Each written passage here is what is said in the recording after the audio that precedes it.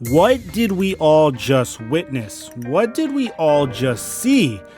I am absolutely shocked, and I'm speaking more as a Laker fan and an NBA fan, and I'm just absolutely astonished at what I just saw. First of all, I wanted to give proper respect and proper credit where it was due, because watching Carmelo Anthony hitting clutch shots, watching Damian Lillard do what he does during the end of the fourth quarter is absolutely remarkable to watch. Even though he's doing it against my team, even though I'm a diehard Laker fan, and even though it pains me that we still haven't won our first playoff game in 7 years, I have to give credit where credit is due. The Portland Trailblazers were not going to be an easy first round opponent. And for all you know, I said this earlier in the video that I recorded that I have to release tomorrow. I wouldn't be surprised if the Portland Trailblazers won this series. And it's not because of the lack of skill from the Los Angeles Lakers' behalf. It has more to do with the fact that the Portland Trailblazers have a huge advantage. For the first time in NBA history, they're in a situation where they're going up against a first seed that not only do they match up against really well, but on top of that, there is no home court advantage.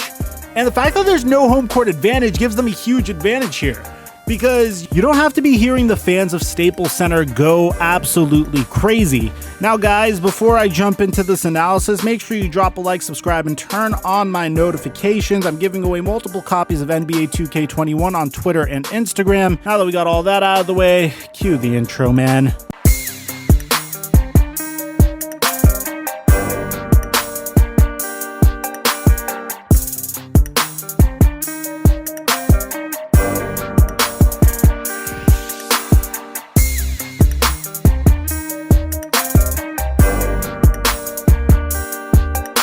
First thing that I need to bring to everyone's attention is you cannot be slandering LeBron James. No one slander LeBron James. The one reason why, the biggest reason at least, that the Los Angeles Lakers lost this game was clearly because of Danny Green. All right, no, jokes aside, Danny Green had something to do with it. But the Lakers were absolutely abysmal from three tonight. LeBron James was 1 for 5. Anthony Davis was 0 for 5. Danny Green was 2 for 8. KCP was 0 for 5. Kyle Kuzma was 1 for 5. And Alex Caruso was 0 for 3. I mentioned this over and over again. I mentioned it during the seeding games. Right before the Lakers even got into the playoffs, I said rust was going to be a very real thing. And it appears as though it is a very real thing. The Lakers are just not hitting their shots, and LeBron James is putting the Lakers in a phenomenal position to compete. He's finding his teammates for wide open shots, but his teammates aren't sinking those shots. Now, let me take you through all of the statistics that you need to pay attention to. Anthony Davis, 28 points off of 33% shooting from the field, and he had 17 free throws. He only made 12 of them. Damian Lillard, on the other hand, 34 points, 9 for 21 from the field, made all 10 of his free throws. LeBron James had 17 rebounds, 16 assists, and 23 points. And that's kind of what I expected him to do. I didn't expect him to come out and put 40-point games. I did expect him to try to get his teammates involved as much as he could.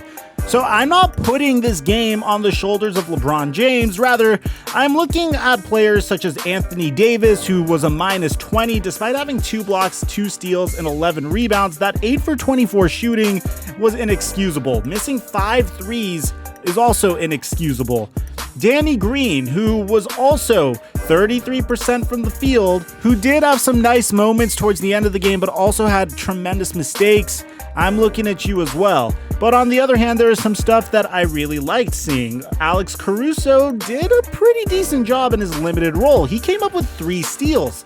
KCP, as horrific as he was from offense, this guy went 0 for 9 from the field, 0 from 5 from 3, and had 1 point, but he also came up with 3 steals. At the end of the day, the Lakers just have to make their shots. That's what I'm looking for them to do.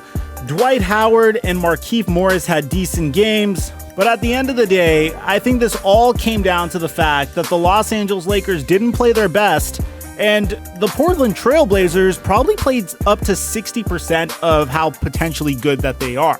I don't know, man. Let me know what you guys think about this game in the comment section down below. Do you think that the Blazers will be able to pull off the upset? The Milwaukee Bucks also lost to the Orlando Magic earlier, so it's not like the Lakers were the only top seed not to win.